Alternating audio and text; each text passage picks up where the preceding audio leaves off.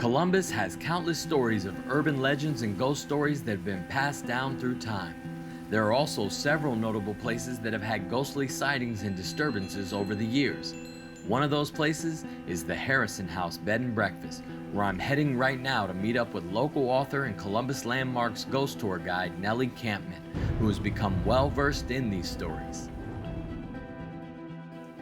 Hi Lynn, how are you? Good, I'm here. Nice to see Hi you. Nellie. It's nice to meet you. Nice to be here with the two of you, or it's just the three of us, right? I don't know if there's anybody else here right now. You tell me, Lynn. Well, it's Harrison House Bed and Breakfast. You never know. You never know who's Right? here lurking around. Wow, well, how long have you been here? I've owned it for 13 years. And first week I was here, I realized that there were probably other entities living here with me. I Wow. would hear noises, people walking upstairs, doors opening, closing, rattling. And you stuck it out.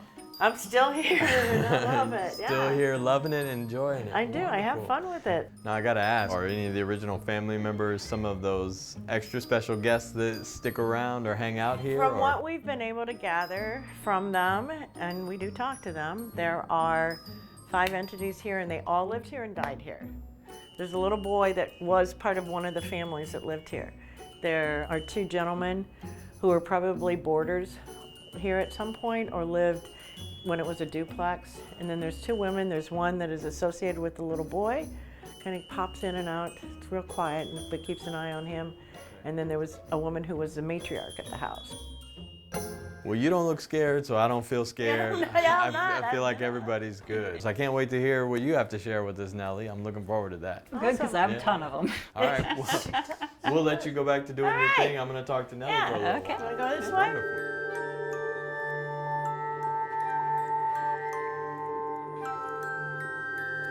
So Nellie, I gotta ask you, what are some famous haunted places that we have here? For my money, the most haunted place in Columbus is the Kelton House Museum and Garden. There are like 6 different entities people have seen there, plus a ghost cat.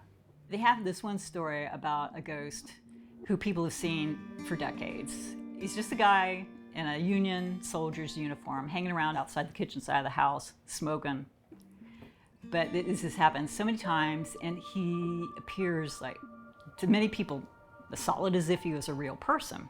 But they do have one spirit there who's not exactly a people person. When they first became a museum, they had a Halloween party, and they hired a man to go upstairs into the attic and to tell fortunes. The guy goes up there to get set up, and he's downstairs right away. He says, I cannot stay up there. There is something up there, and it does not want me up there. And over the years, they've had people have basically the same experience. They think it might be the ghost of Arthur Kelton. He was one of the younger sons of the family.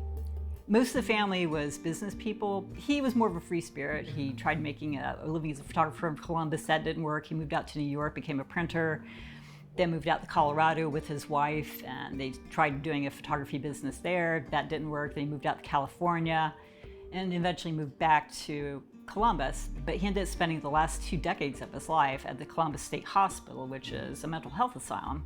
He just had a very sad end of his life. Oh boy. And if anybody was going to be a little shy of people, that would be him. Right, sounds like it. So now for the novice ghost hunter, is there anywhere else we need to know about? Oh boy, there's a lot of places. I used to work at the Ohio Theater, and they had a few stories about a couple of different ghosts. One, they thought they had a little boy in the basement. Then they thought they had an elderly lady who would stay up in the balcony. And then another fellow who never left who worked there. He was the stage manager. He worked there for decades. His name was Charlie. And he was very meticulous about his work and the work that the people working underneath him did.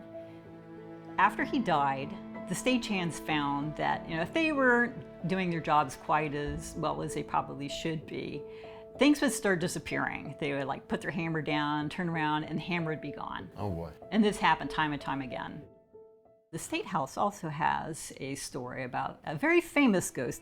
While Abraham Lincoln was campaigning to be president, he came to the State House. And at that time, Salmon Chase was the governor here.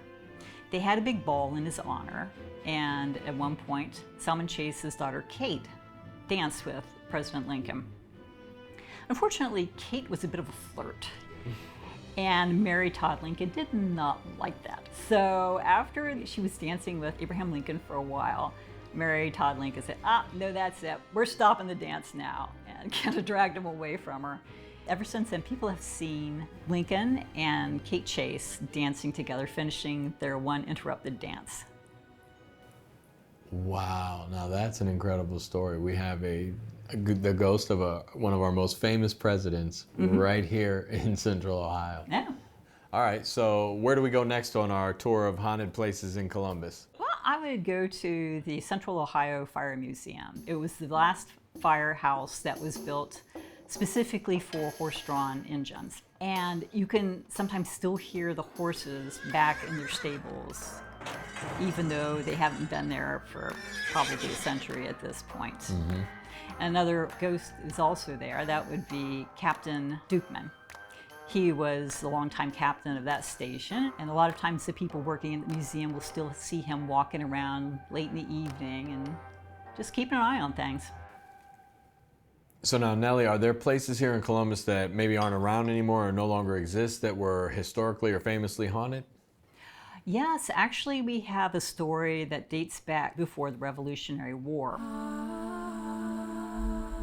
Back in 1774, the governor of Virginia, Lord Dunmore, he decided that there was so much conflict between the white settlers and the American Indians who lived in his state. So he just flat out declared war on the Seneca, Cayuga, and the Shawnee. That conflict moved all the way up into the Northwest Territories, which Ohio was back then. As a part of that, Major William Crawford, who later became the fairly well-known Colonel Crawford, he and his troops came up to a Seneca Cayuga village that was on the banks of the Scioto River. It was just north of Franklinton. They waited until the men in the village went on a hunting expedition. So the only people there were women, old people, and little kids. They went through and they massacred everyone. This one woman grabbed up her kid and she swam out to an island that was in the middle of the Scioto and hid her child in a hollow tree. 2 days later, when the men came back, they found everybody dead aside from this one little kid. And ever since then, there have been stories, even in the early pioneer days, about hearing these screams and moans coming from the island. Wow.